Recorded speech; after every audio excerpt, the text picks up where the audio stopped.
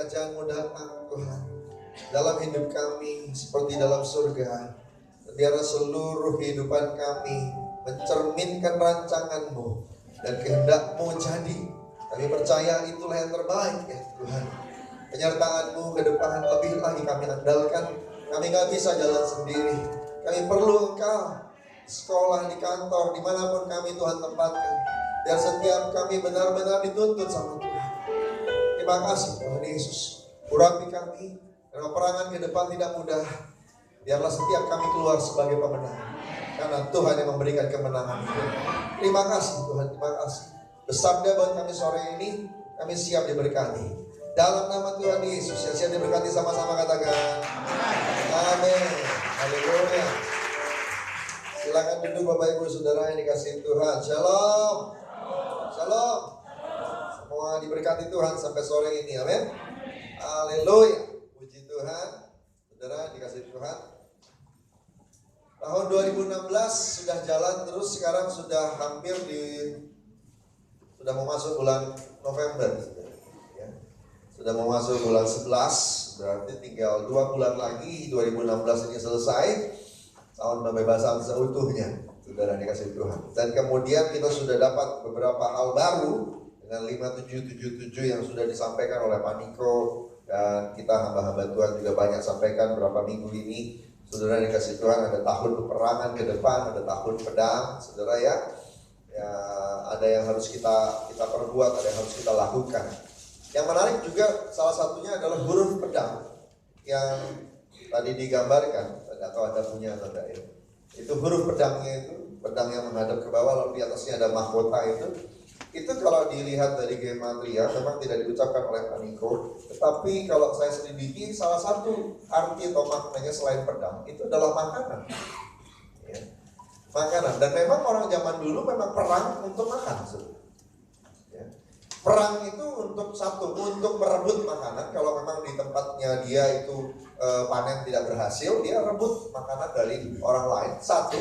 Yang kedua, saudara memang harus perang untuk bertahan. Karena ada orang-orang yang panennya berhasil, kerajaan-kerajaan yang panennya berhasil, nah mau diambil sama kerajaan-kerajaan yang lain gitu. Nah harus berjaga-jaga. Jadi masa panen sebenarnya adalah masa perang, karena kerajaan itu harus bertahan kalau dia memang sudah dapat panennya gitu ya. Jadi perang itu penting pada zaman itu, karena perang berarti Anda mendapat makanan atau mendapat berkat, saudara. Entah mempertahankan, entah mendapatkan, saudara dikasih Tuhan. Nah, jadi kita jangan lari. Kalau Tuhan sudah bilang di tahun perang, jangan lari. Saudara, ini kan ada hubungannya sama berkat-berkat janji Tuhan untuk Anda dan saya. Amin. Gitu. Memang ada yang harus diperjuangkan. Begitu. Tapi percayalah kalau Tuhan bilang di tahun perang juga kepada kita, maka dia juga sudah siapkan kemenangan. Oleh karena itu tinggal percaya kepada Panglima, di atas segala Panglima, dan nanti dia tuntut kita, dan kita tahu nanti kita akan rebut itu, kita akan lihat keluarga kita diberkati, pekerjaan kita berhasil, yang terutama nama Tuhan dimuliakan, jiwa-jiwa bisa dibawa datang kepada dia. Tepuk tangan buat Tuhan Yesus. Haleluya. Amin. Nah, dalam 2 bulan sisa ini, untuk 2016, dan juga untuk masuk dari 2017, ada satu pertanyaan buat saudara. Yang pertama, apakah saudara ingin lebih baik daripada yang sebelumnya? Mau nggak saudara lebih baik dari sebelumnya? Oke. Pertanyaan kedua, kalau memang mau lebih baik, maka gini, kita harus ada yang harus kita rubah. Nah, satu hal dari sekian banyak yang kita harus rubah atau kita harus introspeksi atau perhatikan, saya mau kita sama-sama memastikan dalam peperangan rohani ini, kita nggak keluar dari barisan, tapi kita semua ada dalam tuntunan Tuhan. Nah, kalau saya tanya nih ke semua orang Kristen, ditanya, siapa yang pimpin hidupmu selama ini? Semua pasti langsung cepat sekali jawab. Tuhan yang pimpin. Oh iya, memang harusnya Tuhan yang pimpin, betul. Tapi sekali lagi, ini pertanyaannya, benarkah Tuhan yang pimpin sampai saat ini? Benarkah Tuhan yang pimpin sampai saat ini? Atau 30% kau yang pimpin, 70% Tuhan yang pimpin? Atau 60% kau yang pimpin, Tuhan pimpin 40%? Atau 50-50? Jadi Kalau campur tangan Tuhan, saya tidak sangkal.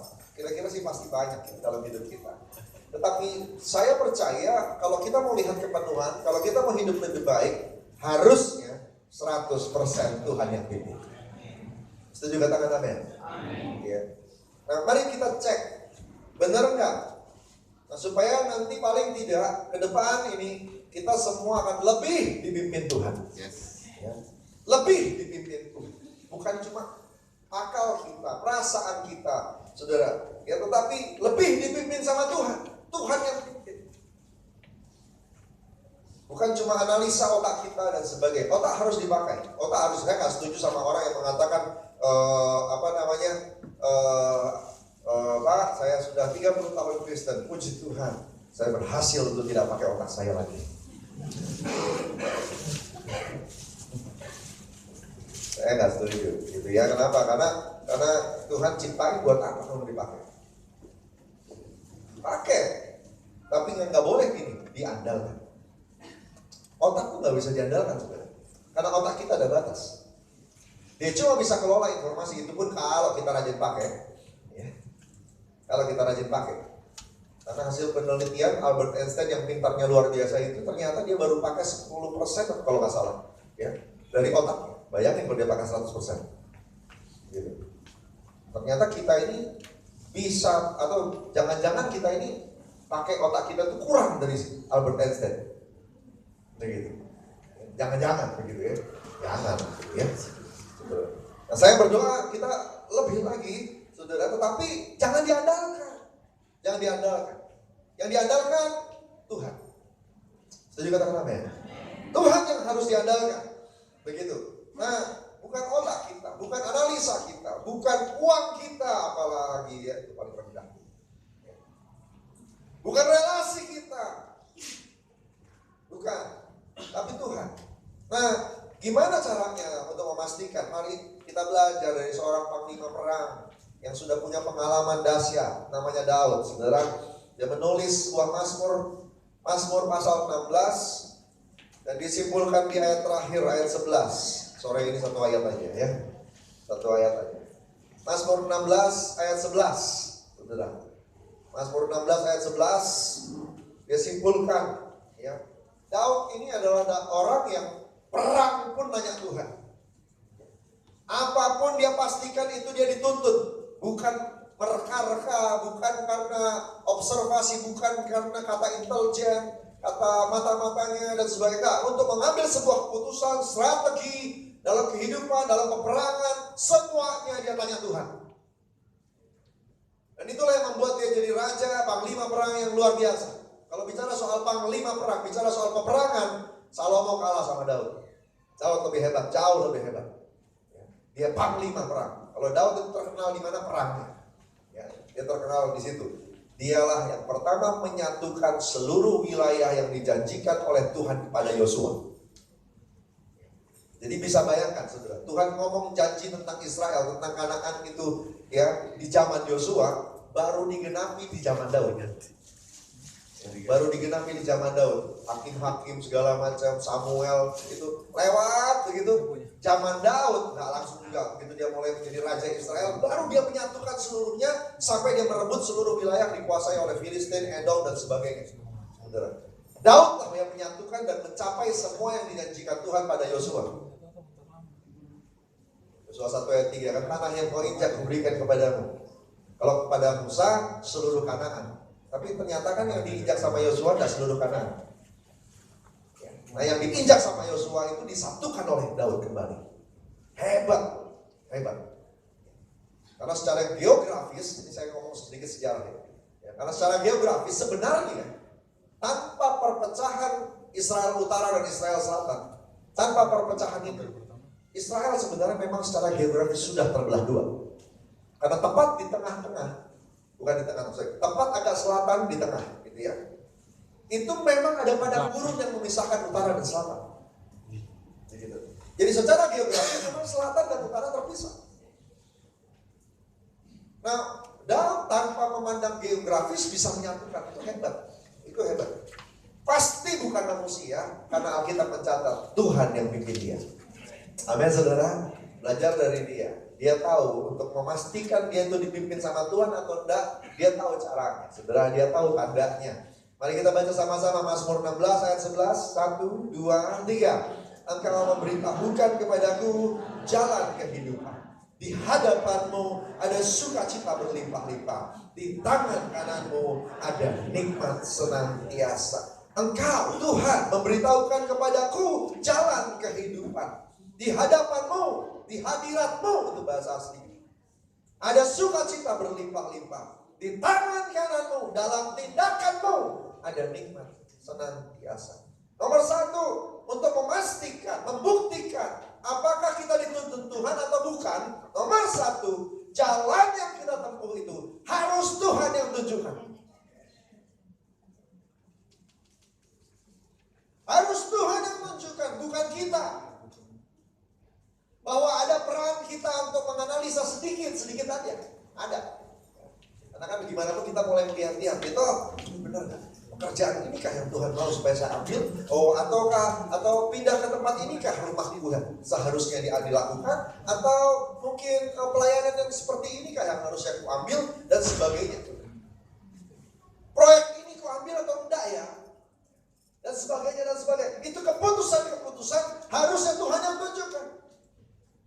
Bukan cuma good idea, but we need God's idea. Kita butuh ide dari Tuhan. Bukan cuma ide-ide baik yang muncul dari kepala kita. Good idea. No, good idea gak cukup. God's idea. Harus dari Tuhan. Menunjukkan jalan. Dalam bahasa aslinya dipakai kata membuka jalan.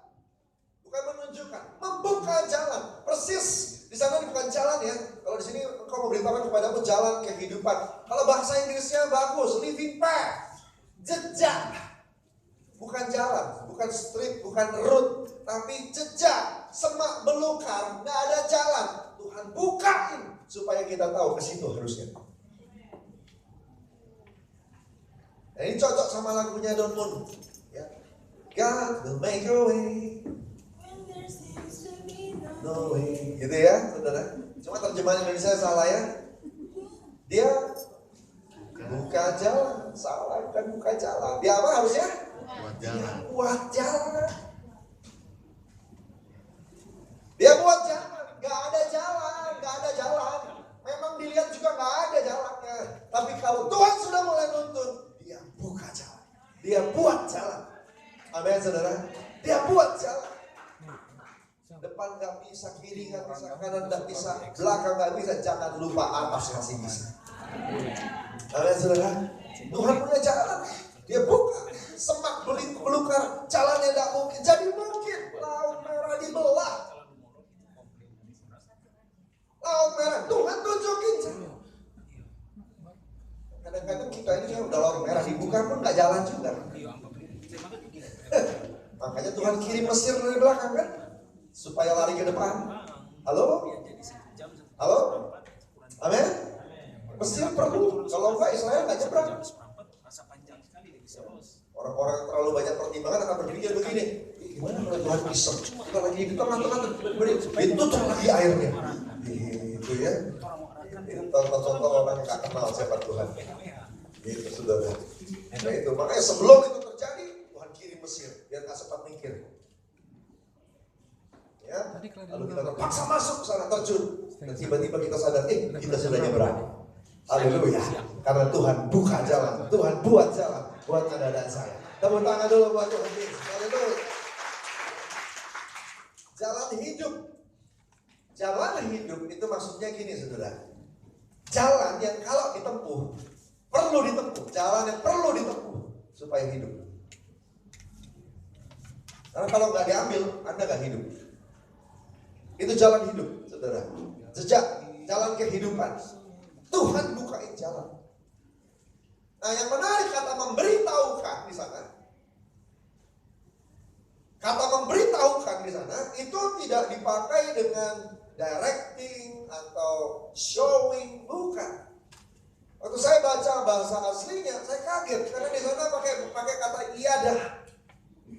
Iadah itu kata yang biasa dipakai untuk pujian penyembahan. Itu bukan biasanya untuk kasih perintah. Jadi ternyata Tuhan tunjukkan jalan di dalam pujian penyembahan. Halo? Makanya banyak doa nyembah Tuhan. Banyak doa memuji menyembah Tuhan. Supaya kita tahu, Tuhan punya kepentingan untuk kasih tahu kita jalan itu. Kenapa? Karena Dia mau kita tahu. Satu, Dia akan lakukan apa. Yang kedua, Dia mau kita tahu, kita juga harus lakukan apa. Makanya Dia mesti tunjukin jalannya. Kalau enggak, kita nggak sampai-sampai rencana Tuhan ceritanya nggak bisa jadi. Ya, karena ini mumpung orangnya mau dituntut, begitu ya. Kalau orangnya nggak mau dituntut itu lain cerita. Tuhan kasih yang lain lagi, gitu ya. Orang lain lagi yang mau. Nah, tapi kalau orangnya sudah mau, maka Tuhan berkepentingan untuk kasih tahu. Kenapa? Karena satu, Dia mau kasih tahu ke kita, Dia pasti akan turun tangan lakukan sesuatu. Dia punya janji buat Anda dan saya. Tetapi kita juga harus lakukan bagian kita. Dua pihak. Haleluya. Ini yang penting, saudara. Kalau Dia bilang tahun ini tahun peperangan, ini tahun penuaian jiwa, gereja harus nangkep ini. Gereja harus tangkap. Pak Niko bilang ini tahun murka. Kalau nggak ngambil, kalau nggak ngikut, kena loh. Jadi ambil, penuaian, ambil, terjun ke dalamnya. Jangan pikir dulu soal saya perlu ini, saya perlu itu. Justru di dalam proyeknya Tuhan, nanti yang kau perlukan pasti tersedia. Masuk ke situ. Masuk ke situ.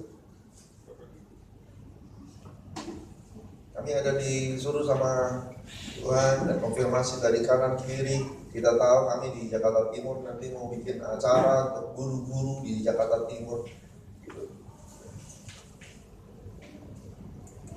Lalu kemudian bendahara bertanya, ini uangnya dari mana Pak? Budgetnya keluar, uangnya dari mana? Gak usah pikir uang dari mana. Jalan aja dulu. Berapa ada di kas? Pakai dulu. Nanti saya juga nyumbang masuk begitu. Nanti kita lihat lanjutannya bagaimana. Yang saya tahu Tuhan tidak pernah ngutang. Halo? Tuhan tidak pernah ngutang. Sekali lagi saudara, yang Anda belum tahu saya kasih tahu. Tuhan tidak pernah ngutang. Kalau kau nabur pasti kau nuai. Kalau kau masuk dalam proyek Tuhan, kau akan lihat pertolongan juga. Saudara yang dikasih Tuhan ini, jangan hitung-hitungan sama Tuhan. Jangan hitung-hitungan sama Tuhan. Oh saudara all out sama dia juga all out sama kau. Mazmur berkata, pada yang sungguh-sungguh aku juga bisa sungguh-sungguh. Pada yang main-main aku juga bisa main-main. Pada yang setia aku lebih setia lagi. Amin saudara. Saudara dikasih Tuhan, ini dia. Ini dia. Ikut tuntunan Tuhan. Ikut tuntunan Tuhan. Kami ada 2015 kami kumpul-kumpul uang dengan beberapa teman untuk pelayanan. Ya, lalu kemudian tiba-tiba Tuhan bilang, aku sudah cukup banyak uangnya, udah pakai. Saya bilang ya pakailah secukupnya. Saya langsung mikirnya gitu, pakai. Terus tiba-tiba pakai. Saya pikir memang harus dipakai nih kalau gitu ya. Ya sudah, gitu. Nah, rekeningnya atas nama saya pribadi. Kalau orang teman-teman itu nabung di situ, kumpulin. Ya udah deh kita pakai deh ya. Kita pakai pelayanan ke sini, pelayanan ke situ, kita pakai. Jadi ketika akhir 2015 tinggal dikit sekali. Gitu, Desember 2015. Masuk 2016 ada teks amnesti. Ya, ada teks amnesti. Dihitung berdasarkan saldo per Desember 2015. Saya bilang, untung kita pakai. Kalau nggak pakai, bayar tuh. Ya, untung dipakai. Tuhan tuntun kan? Tuhan tuntun. Dia nggak pernah ngutang, saudara. Amin, saudara. Tangan dulu buat Tuhan Yesus. Dahsyat. Tuntunan Tuhan. Tadi pagi saya cerita ada seorang istri, dia berprestasi, berhasil di company-nya, saudara. Lalu kemudian dia dapat tawaran kerja ke Singapura. Posisi bagus tuh di sana dan keren lagi, Singapura. Ini bukan celduk. Ya kan? Dari Jakarta, dia berhasil di Jakarta, diundang ke Singapura, kerja di sana. Nah, dia doa, dia minta tanda, dia tanya sama suaminya bilang, "Go, kamu masih muda, ayo." Wah, bayangin suaminya bilang, "Ayo, go," gitu. Tapi kita bakal jarang ketemu nih. Ya, dah apa-apa, nanti saya ke sana kalau lagi kosong, kalau kamu kosong, kamu ke sini dan sebagainya. Dia doa. Habis itu dia jawab, dia bilang begini, "Gak jadi, saya gak mau ambil." Dia mau dituntun sama Tuhan. Sehingga waktu manusia menawarkan posisi yang kayaknya menggiurkan, dia bilang gak mau. Kenapa? Karena dia ingat panggilan Tuhan. Dia ingat firman Tuhan. Firman Tuhanlah yang menetapkan dia untuk menjadi istri seorang suami. Firman Tuhanlah yang menetapkan dia untuk jadi bagian dari sebuah keluarga. Firman Tuhan yang membawa dia untuk ada di sebuah pelayanan hari ini. Dan kalau gara-gara kerja dia harus tinggalin itu semua, apalagi sampai merusak keluarga, dia tahu itu bukan dari Tuhan. Amin, saudara. Dan ditolak Singapura dia tolak dengan alasan melanggar firman Tuhan. Biarpun izin suami sudah ada loh, tapi dia bilang, "Nah, itu nggak sesuai. Saya harus punya waktu untuk suami saya harus punya waktu untuk keluarga saya. Kayak gitu nggak benar." Dia tolak, saudara. Dan akhirnya dia stuck sepertinya di satu posisi. Saudara, beberapa waktu ini tiba-tiba dia dapat tawaran, saudara. Dan akhirnya dia ngelamar, saudara. Dia pindah ke perusahaan saingan dari perusahaan dia yang lama, saudara. Dan dia naik posisi dan gajinya 2 kali lipat, saudara. Tepuk tangan dulu buat dia. Kalau cari uang pasti berangkat Singapura. Tapi kalau cari Tuhan, yang kita cari dapat semua. Uangnya dapat, keluarganya dapat. Betul enggak, saudara? Ya toh, enggak kehilangan keluarga, tapi enggak kehilangan juga jauh. Enggak kehilangan juga progres, enggak kehilangan juga proyek. Saudara kasih Tuhan. Kenapa? Karena Tuhan menuntun kita. Atau boleh dibilang begini, kita membiarkan Tuhan menuntun kita.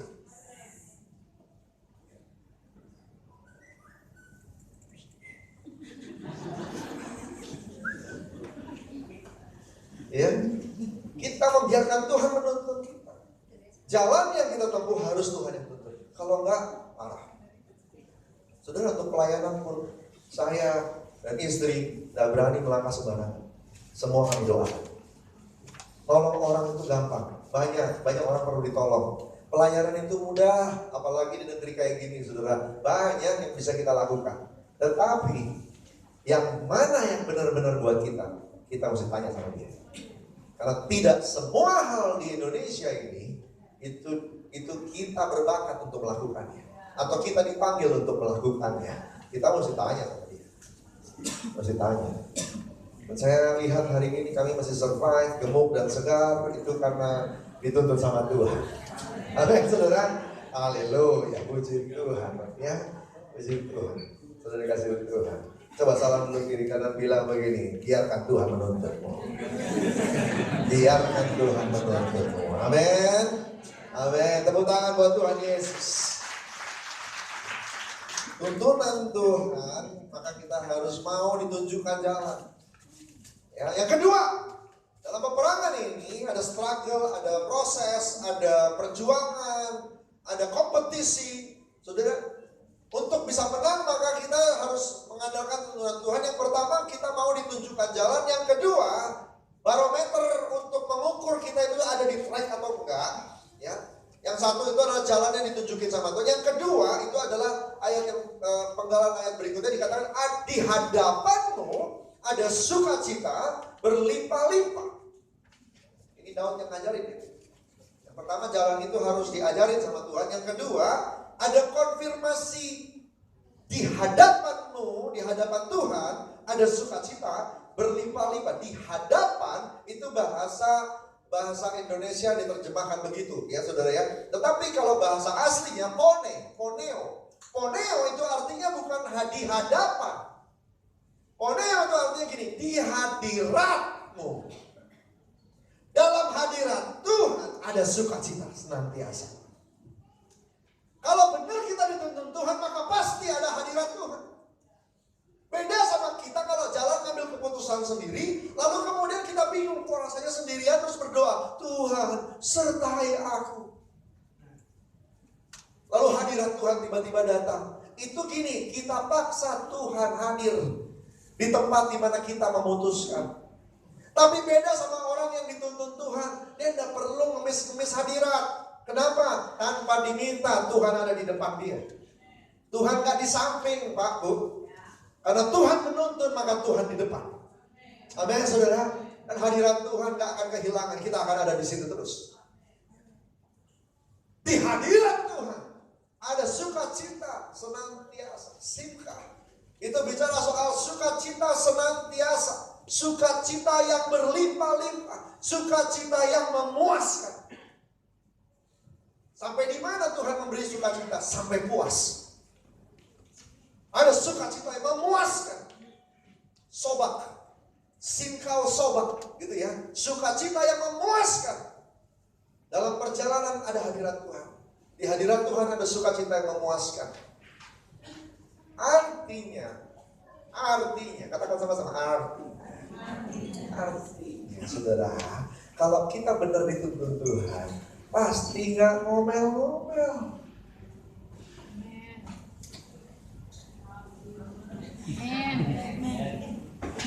Amen. Kalau benar dituntun Tuhan, pasti gak gerutu. Pasti gak khawatir. Pasti gak gelisah. Pasti gak insecure. Kalau benar dituntun Tuhan, pasti pede. Percaya. Karena Tuhan ada di sini. Bukan percaya diri, tapi percaya Tuhan. Amin, saudara? Pede. Ya. Percaya Tuhan. Gak ngomel-ngomel. Ya, kalau udah mulai kebanyakan ngomel, coba cek deh. Sebenarnya dituntun Tuhan atau enggak? Ini gimana sih? Kok gini sih? Kok gitu sih? Ya kok gitu? Bos kenapa sih ngomel-ngomel mulu? Ini teman kerja kenapa sih begini? Saya tanda tanya besar tuh kalau kayak begitu. Tanya besar. Anda ada di posisi itu hari ini, itu dituntun Tuhan atau doa dulu atau enggak sih? Kalau benar dituntun sama Tuhan, harusnya enggak gitu. Kalaupun ada masalah, gimana sih enggak ada masalah? Halo? Perusahaan mana sih yang enggak pakai masalah? Kerja di mana sih yang enggak ada masalah? Sekolah di mana sih yang enggak ada tantangan? Halo? Pelayanan di mana sih yang enggak ada challenge? Yang enggak ada masalah? Halo? Anda mau masuk gereja mana? Saya mau kasih tahu kepada Anda, semua dapur pasti kotor. Halo? Iya, yang bersihkan ruang tamu. Iya kan?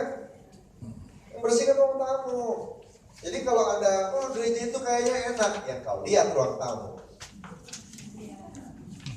Belum masuk ke dalam, lihat dapurnya. Ya. Ada gereja besar di Jakarta, dipuji-puji. Wah itu begini, wah itu begini, wah itu begini. Belum tahu dalamnya. Belum tahu dalamnya. Saudara kasih Tuhan, nih, ya. Jadi bukan soal tempatnya, bukan soal gimana penyambutannya, bukan soal di perusahaan itu gajinya besar.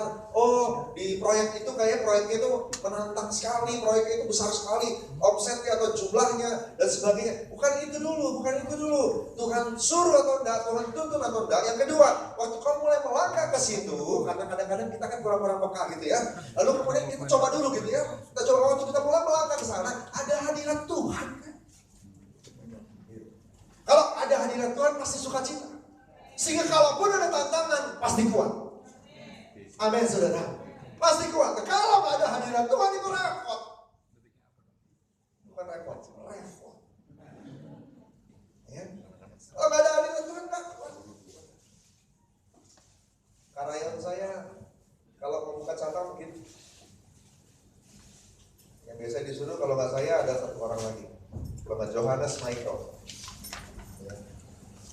Coba tolong sana dulu, pergi sana, ibadah sana, di tempat sana, entah dia doa di sana atau apa. Saya ikut, liatin, sudah, pulang, saya lapor. Saya nggak usah ngomong, nanti dia nanya sendiri. Dia tanya. Nomor 1 pertanyaan saya udah hafal. Ada hadirat Tuhan kan? Itu nomor 1 ya. Kalau saya bilang begini, berat ya, gitu. Gak usah deh katanya. Udah gak ada pertanyaan kedua, saudara. Gak ada. Buat dia, Tuhan hadir itu nomor 1. Gitu. Tempatnya sih kecil sih Pak. Orangnya juga gak banyak Pak. Tapi hadirat kenceng banget. Ambil, buka. Buka. Tuhan hadir di situ. Kalau Tuhan suka di tempat itu, beres sisanya. Yang penting Tuhan suka dulu. Halo? Amin. Wah itu dia. Ya, dia ngerti itu tadi. Hadirat Tuhan. Penyertaan Tuhan tidak dimulai waktu aku disertai Tuhan karena masalahku selesai. Masalah boleh belum selesai. Tapi kalau selama perjalanan, selama perjuangan, ada sukacita di sana, ada hadirat Tuhan, ada kekuatan, ada keteguhan, karena Tuhan hadir, sukacita yang memuaskan, maka engkau sudah disertai oleh Tuhan. Berikan tepuk tangan buat Tuhan Yesus, haleluya.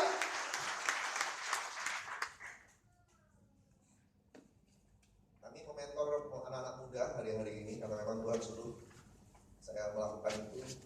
Beberapa anak muda yang aneh-aneh gitu ya. Kita bimbing, lalu kemudian ada yang masuk ke, ada yang mau masuk full time. Saya doa, Tuhan bilang enggak, gitu. Suruh dia masuk dulu kantor, gitu. Saya bilang Tuhan sih bilangnya begini, terserah kamu percaya atau enggak. Saya percaya Pak, oke.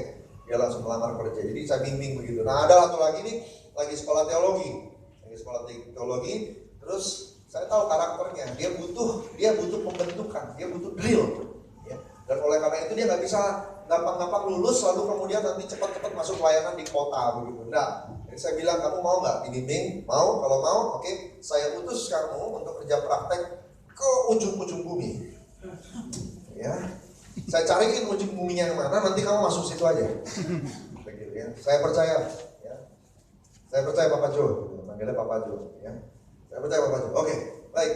Saya doa, saya ketemu di Kalimantan Barat sana. Pas ketemu sama ketua BPD GBI di Kalimantan Barat. Teman baik saya. Jadi saya langsung bilang, mau titip satu anak, boleh nggak?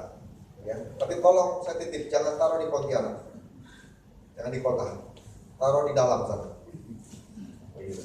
Terserah kamu diapain. Semoga dia pulang selamat. Dia ketawa. Ya. Dia ketawa dan bilang, sudah, jawab bimbingan saya aja. Oke, siap. Gitu. Kirim. Nanti November tanggal 11 dia pulang ke Jakarta lagi.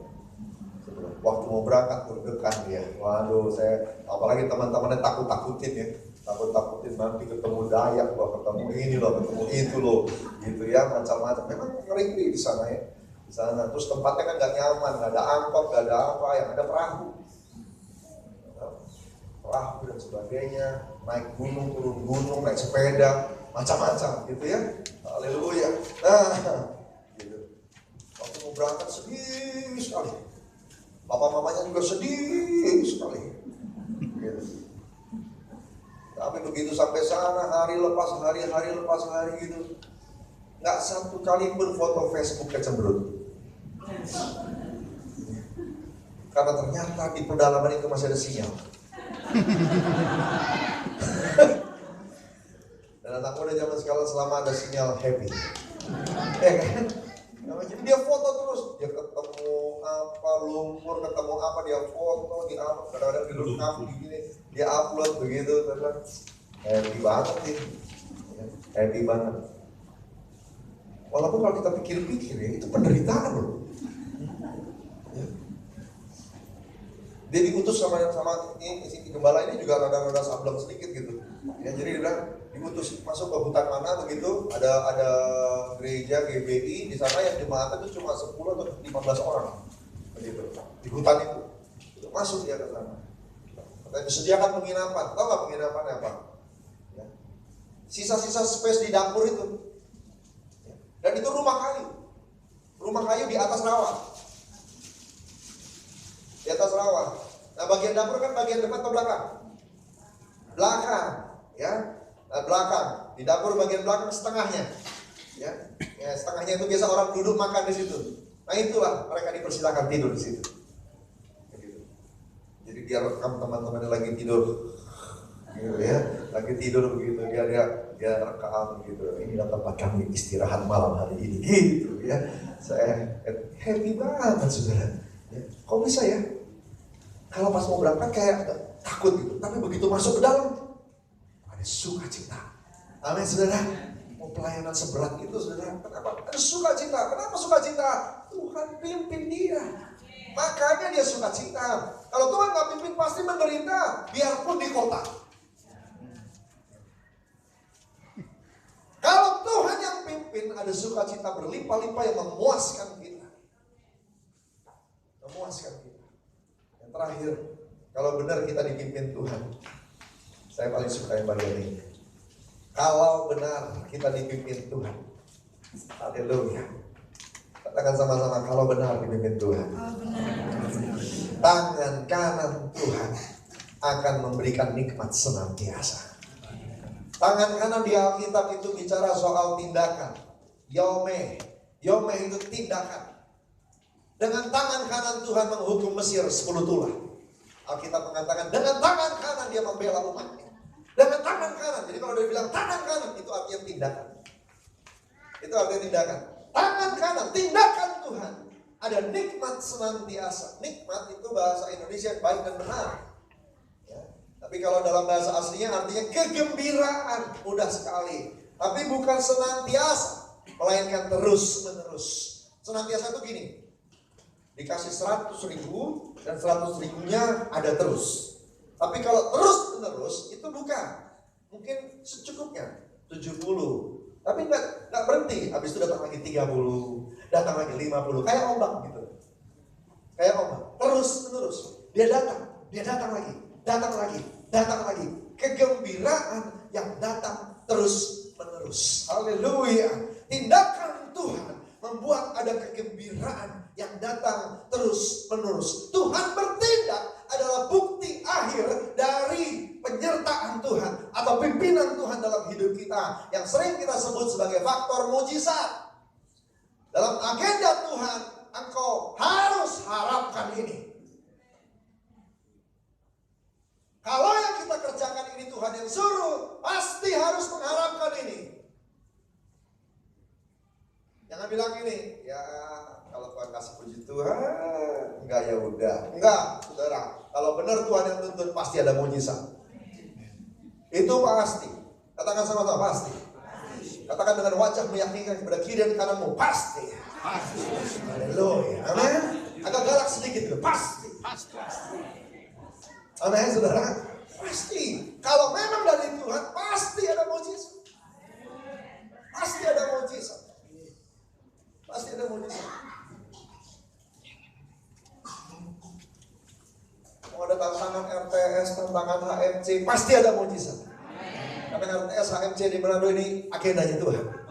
Yang setuju tepuk tangan buat Tuhan ini. Amin. Pasti ada mujizat. Pasti ada mujizat. Anda melayani di tempat ini, yakin ya ini tuntunan Tuhan? Kalau gitu pasti ada mujizat. Amin, saudara.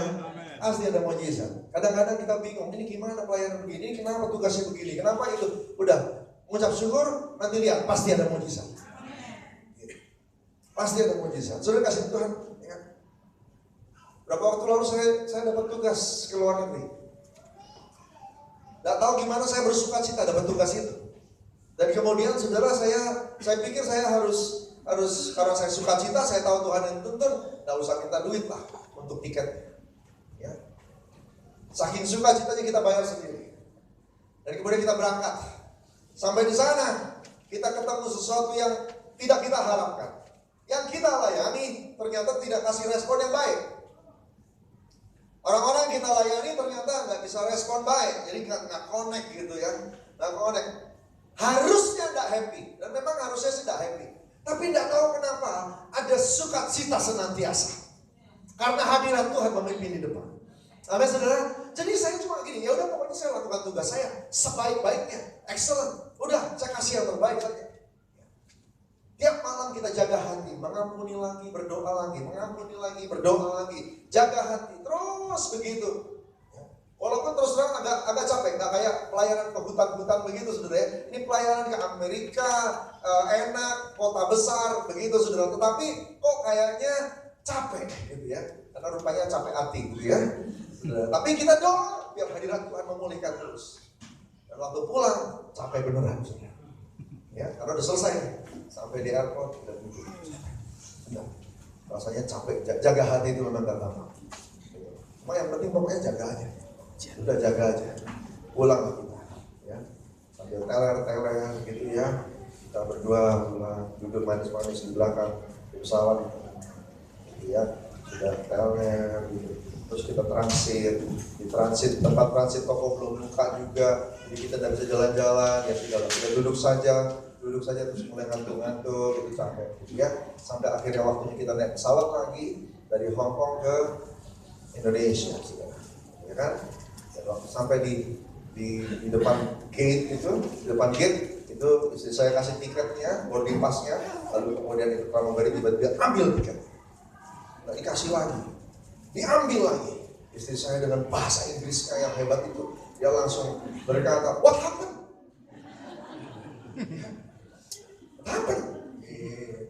Lalu pramugari itu dengan senyum dia bilang begini, "We upgrade you to business class." Ya toh, kita nggak nyangka saudara, ya toh, ada mujizat. Amin saudara, itu so pernah lo naik business class, kita mau sombong sedikit. Itu waduh saudara. Duduknya itu nggak sampai, nggak ada yang menghalangi. Itu enak banget saudara ya kan. Terus ada ininya gitu. Yang nggak enak cuma saya sama istri saya jauh, nggak bisa gandengan tangan. Ya, gitu. Itu aja. Tapi dia bisa lihat dia tambah lama tambah cantik. Sampai tidur gitu. Makanya saya bilang enak banget bisnis kelas saudara. Iya, saya bilang Tuhan tahu aja ya cara bikin mujizat ya, bikin senang orang ya, saudara ya. Saudara dikasih Tuhan dengar. Kadang-kadang manusia tidak bisa menghargai apa yang kita lakukan, tapi Tuhan mau tahu dan Tuhan mau tahu cara mengasih pasangan kita. Tepuk tangan buat dia. Haleluya. Tuhan kita Allah yang dahsyat. Udahlah mengharap pujian manusia, udah dari Tuhan lebih enak. Bisnis kelas, men. Kalau dari orang lain paling cuma Pak, terima kasih ya Pak ya, saya diberkati Pak, gitu ya. Itu terima kasih juga kalau ada yang ngomong begitu, saudara. Tetapi saudara, ini benar-benar dari Tuhan. Haleluya. Haleluya. Cuma mungkin memang harus lewatin dulu yang gak enak tadi dulu aja. Nah, kita mulai bingung-bingung ini dituntut atau enggak gitu ya. Tapi selama ada hadirat, ada sukacita, maka kita tahu kita benar. Ya udah jalan aja terus. Pasti menang. Nah yang repot itu, yang repot tadi itu adalah ketika Anda dapat tuntunan yang pertama tadi, biasanya orang Kristen semangat. Oh kita dapat mimpi kan, itu mimpi, bilang begini begitu, ambil proyek, lakukan ini, lakukan itu, buka toko lah, atau mungkin bisnis ini, bisnis itu, atau melakukan pelayanan ini, pelayanan itu. Haleluya. Ada penglihatan lah, macam-macam, sukacita, urapan 50 ribuan. Ya, gitu. Dan Tuhan berkata, nanti kau akan lihat terobosan. Kapan saudara? Halo? Nanti kau akan lihat terobosan. Kapan saudara? Nanti, bukan sekarang. Jadi tunggu sampai nanti. Tuhan, kapan? Loh kan udah dibilang, kapan tadi? Bukan sekarang. Nah itu yang bikin repot tadi. Ya waktu kita mulai menunggu nanti itu, ya kita sering protes. Kapan Tuhan? Pas lagi nunggu, lagi bingung, badai datang. Gosip datang. Ya, wah gosip. Makin digosok. Itu. Ya, tadi malam saya bilang gosip. Gitu. Anak muda bilang makin digosok makin tajam, itu gojam, bukan gosip. Kalau gosip lain, ya toh? Ya, makin digosok makin sip. Gitu. Jadi jangan galau, bingung, baper. Ya, gitu. Ini belum, ya kan nanti, bukan sekarang. Jalan aja dulu. Petrus tuh ya waktu jalan, kalau Tuhan suruh aku jalan di atas air. Oh, haleluya. Itu hebat banget gitu. Lalu Tuhan bilang, jalanlah. Ya. Lalu dengan gagah perkasa Petrus turun dari perahu.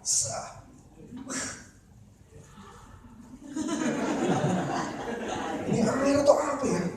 Wah, langkah berikutnya. Mungkin murid-murid yang langsung gitu ya.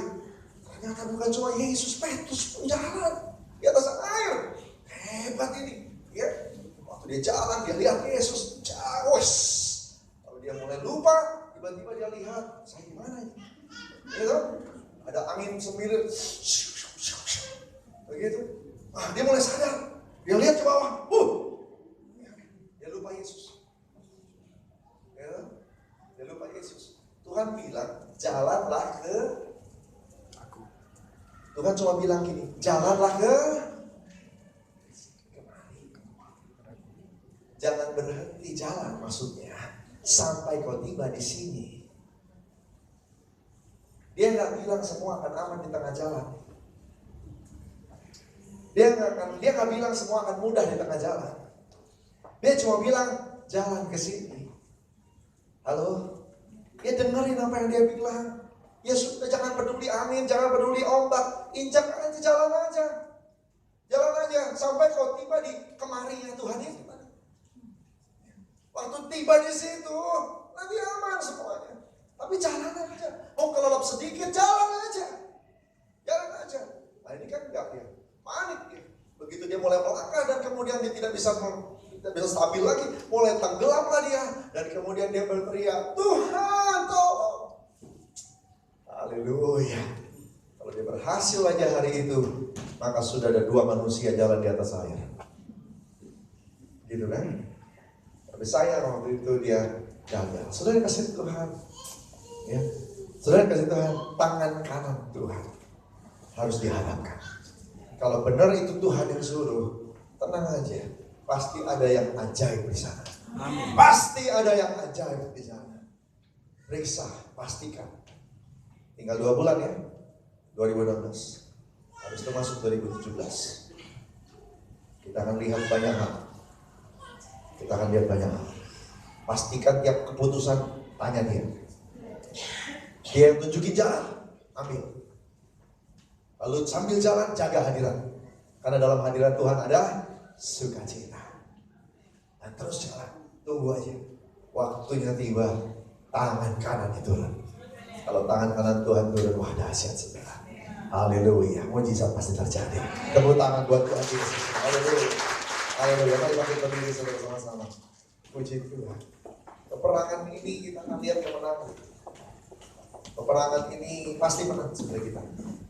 Tuhan tidak pernah gagal untuk menjaga janjinya.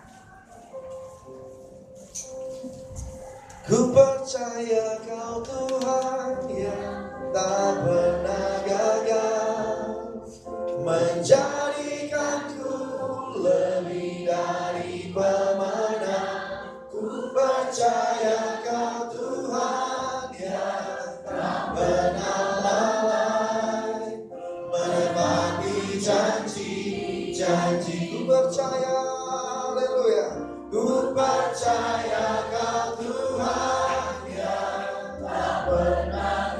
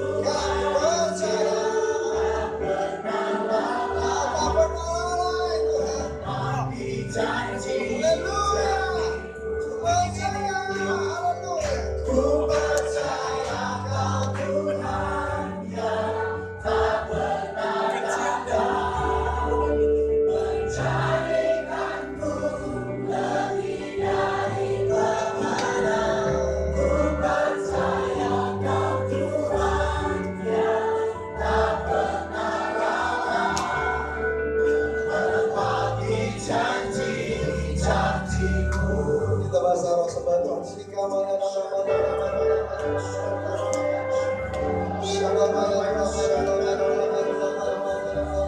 Shaka